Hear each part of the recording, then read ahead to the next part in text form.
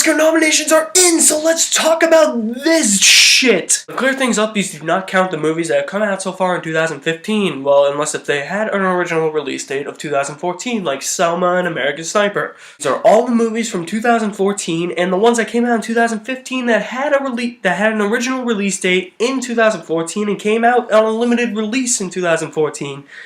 Those are all these movies. So, to me, there were a couple of surprises, a few snubs, so I want to talk about those. Before I begin, I'm just going to kind of talk about the major categories, like Best Screenplay, Best Original Screenplay, Best Adapted Screenplay, Best Director, Best Picture, Best Lead Actor, Best Supporting Actor, Best Supporting Actress, Best Lead Actress.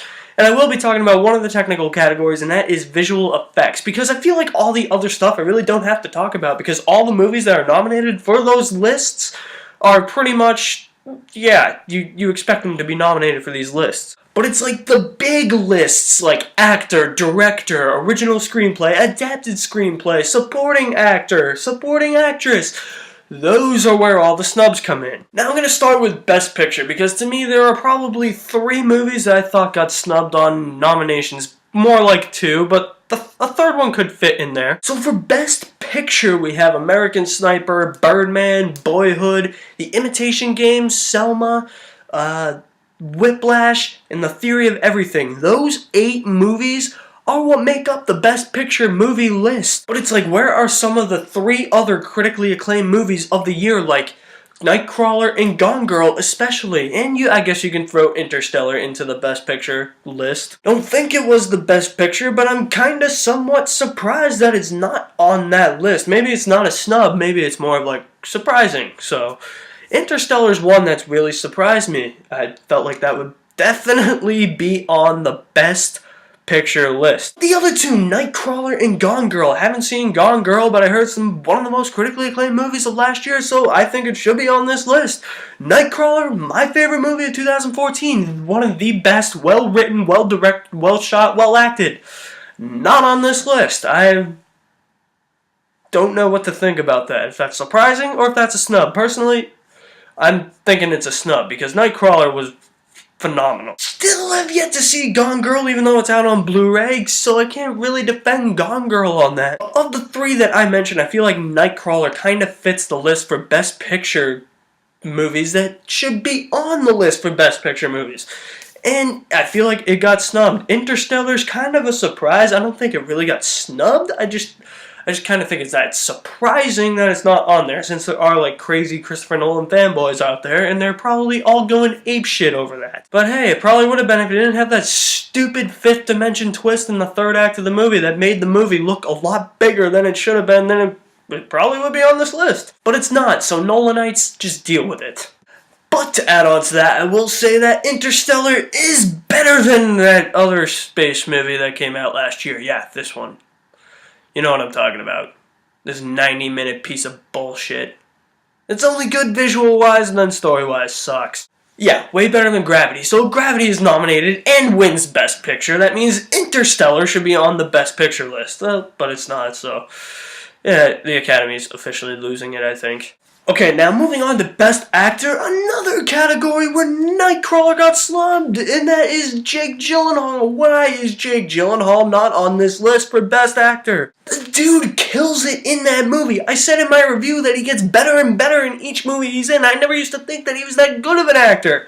Then Prisoners came out and I was like, this dude kills it. And then this came out and I was like, that dude is awesome. He's not on this list, and I feel like it's for the dumbest reason ever, because everybody overlooked Nightcrawler. Again, one of the most critically acclaimed movies of the year, and most praise was given to Jake Gyllenhaal, so I don't know why he's left off this list. I haven't seen American Sniper or The Imitation Game, but Bradley Cooper, Benedict Cumberbatch, yeah, sure, that's understandable. It's like, where the hell did the nomination for Steve Carell come from? Is he really that good in Foxcatcher? I haven't seen Foxcatcher. Somebody tell me if he's really good in that movie.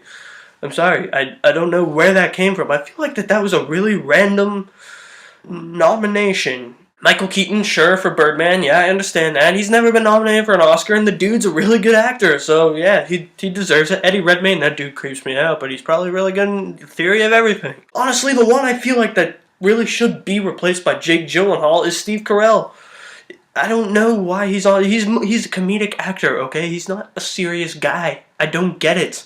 I mean, not to take anything away from his acting ability, because I bet, in this movie he is really good, but I feel like if I saw Foxcatcher and then I watched Nightcrawler right after it, I'd be like, yeah, Jake Gyllenhaal kills it. Steve Carell was really good, but Jake Gyllenhaal was better. So yeah, Gyllenhaal needs to be on this list. Don't know why he's not. Now we move into Best Director, and there are two directors that I think really get robbed. And they are Christopher Nolan and David Fincher. Dude, both really great directors. Christopher Nolan, yeah, he might overreach his grasp when he's trying to tell a story, especially when he also writes the movie. Yeah, there's that element there. That's probably why he was left off this list. Doesn't mean the dude sucks at making a movie. This dude is one of the best in the game. He gave us the 3 best Batman movies, for Christ's sake. Like, seriously. This dude knows how to make movies. Don't know why he's not on the best director list. He was for Inception. Interstellar was better than Inception. Inception was overrated, but seriously, I mean, come on. This dude needs to be nominated for Best Director. Along with David Fincher, I feel like Fincher is like Leo DiCaprio at the Oscars. He is like the unlucky man. This is his 3rd Oscar nomination. Dude, this guy should probably have been nominated and won for some of them. Not all of them, but for some of them. Nominated for all his movies he has made, besides that god-awful Alien sequel. Is there any movie other than Alien 3 that nobody likes that's directed by David Fincher? I mean, seriously, look at the list of movies this guy has directed that probably have never been nominated for Oscars in their lives. Movies like Seven, The Girl with the Dragon Tattoo, The Social Network, Curious Case of Benjamin Button, Fight Club, The Game, Zodiac. It's like, seriously, this dude is like, I swear to God, if he's Leonardo DiCaprio, this dude does not get nominated for anything. Leonardo DiCaprio gets nominated and never wins. Still don't forgive the Academy for snubbing him for Calvin Candy and Django Unchained. That shit was real. Seriously, watch Leonardo DiCaprio in Django Unchained. You will be amazed at how great he does in that role. And once Matt McConaughey won his Oscar for Dallas Buyers Club and started getting fucking annoying on stage after his thank you speech, I was like, yeah, give me that. Give that to Leo. He deserves it for The Wolf of Wall Street. Because he should have won, now that you just annoyed the living shit out of me, McConaughey. McConaughey, don't think he's that good of an actor. He's a decent actor. Not that good, though.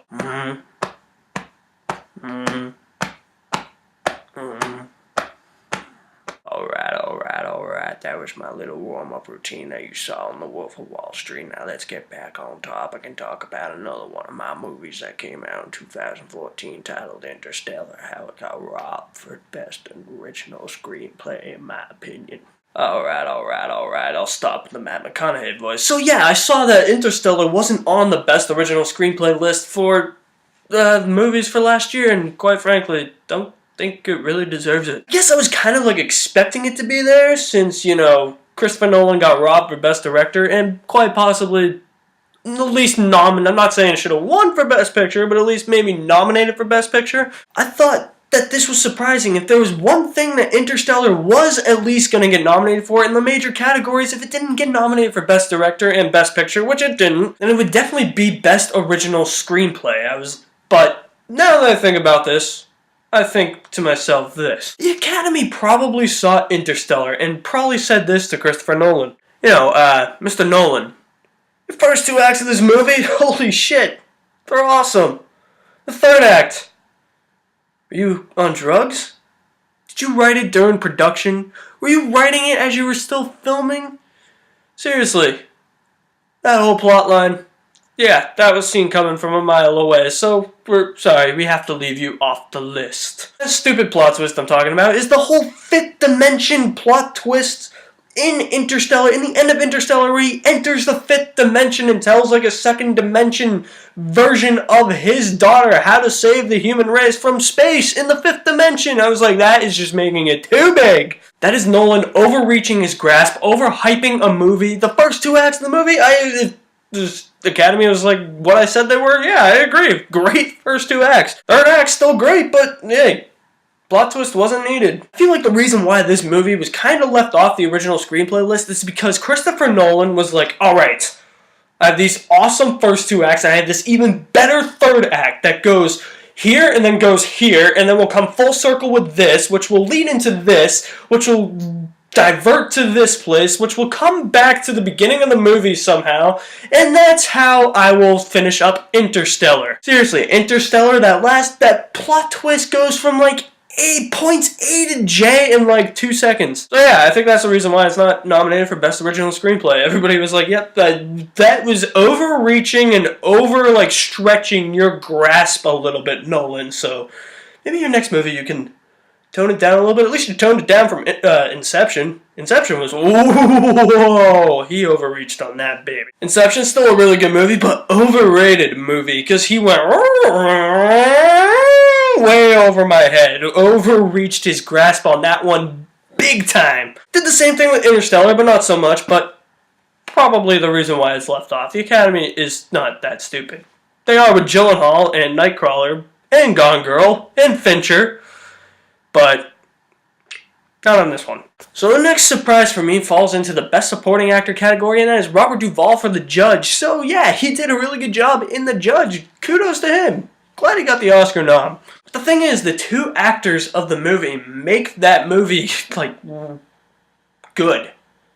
The writing, so-so. So my question is if one Robert from that movie is nominated for Best Supporting Actor, what about the other Robert for Best Lead Actor? Because both Duvall and Downey Jr. in The Judge really killed it. They balanced each other out. They both had good performances where one didn't top the other. They were both the same. So, to me, I mean, hey, you nominate Duvall, you gotta nominate Downey Jr. Duvall is surprising, but Downey Jr., that's highway robbery. The dude is Iron Man, okay? He'll shoot you with that plasma beam that comes out of his hand. Whatever. Plasma gun, cannon. I know he shoots shit out of his hand when he's in the Iron Man suit. It's awesome. I am glad that Hans Zimmer did not get nominated for Interstellar because that score was depressing, but if there was one kind of category that I think Interstellar definitely should be nominated, probably more than adapted screenplay or original screenplay, director, and best picture, is cinematography, because holy shit, the cinematography in that movie, that is why Interstellar is a good movie. The visual effects and the cinematography, out of this world. No shit, they're out of this world. They're in space. Yeah, my 2 cents on that. And I'm not trying to be a Nolan fanboy here. I have problems with Interstellar. If I was a Nolan fanboy, I'd be like, Interstellar is the most perfect movie ever made. Christopher Nolan is the best director. Fuck everybody else. They don't know how to make a good movie. Christopher Nolan is the only one who knows how to. No, I'm not saying that. I'm just kind of surprised that Interstellar wasn't nominated for some of the big categories where I thought that it probably was gonna be. So I think it's just surprising to me that it wasn't. It did get a lot of technical categories though, so it could rack up some wins. I wouldn't mind seeing it go home empty-handed though. Now I know I said I really wasn't going to talk about the technical categories, but I want to talk about best visual effects for a minute, because the 5 movies that are nominated, great competition. Any one of them could win, and I'd be happy with any one of them winning because I liked all these movies. Those 5 movies are Captain America the Winter Soldier, Dawn of the Planet of the Apes, Guardians of the Galaxy, Interstellar, and X-Men Days of Future Past. That is some good competition for visual effects right there. I think I know which one is gonna win though. Probably Interstellar. I mean, but out of those 5, any one of them could win, and I'd be happy with any 5 of them winning. I mean, I would like to see something beat out Interstellar, but since Interstellar is nominated for, the technical categories, fits in really well because the visual effects were out of this world in that movie. But any of these 5 is going to be a good competition. That is going to be when they do the Academy Awards in next month, I think, that is going to be one I will be looking forward to watch to see who wins that Oscar. I would be happy with Captain America. I would be happy with Dawn, Planet of the Apes, Guardians of the Galaxy, Interstellar, or X-Men winning. That is one of the best categories I have seen in a while. Best nominations in a category, I should say. That's some good competition right there. So yeah, the other categories, what you expect. Best Animated Feature of the Year. Lego Movie isn't on that list, but I think I know why. Because there was a live action segment in that movie, so I guess they're not really counting that as an animated feature. But other than that, animated feature, documentary, can't really speak for. Foreign language film, don't watch those, don't care. All the technical stuff, yeah, I mean, you know, all like the big blockbuster action movies are going to be nominated for those, so it's like, why even bother talking about those? We all know what movies are going to be in there, like The Hobbit. The Hobbit got nominated for Best Sound Editing or Mixing or something. I don't know which one of those two. So it's like, I know what movies are going to be in that category, so it's like, I really don't feel the need to talk about the movies, and basically all the movies that I thought were going to be in those categories are in those categories, so yeah, I don't really feel the need to talk about them. I feel like that whenever anybody's doing like an Oscar noms video, you really don't have to talk about like the technical categories. It's always the bigger picture stuff, like the big best picture, best actor, best supporting actor, best, you know, you get the picture. Wraps up my video. So Oscar snubs and surprises for the Oscar nominations for the 87th Academy Awards happening next month. What are your big surprises or snubs? What did you think was the biggest surprise or like some of your biggest snubs? Drop me some feedback in the comments section below. And to see more of my material and some of my other videos, don't forget to hit the subscribe button.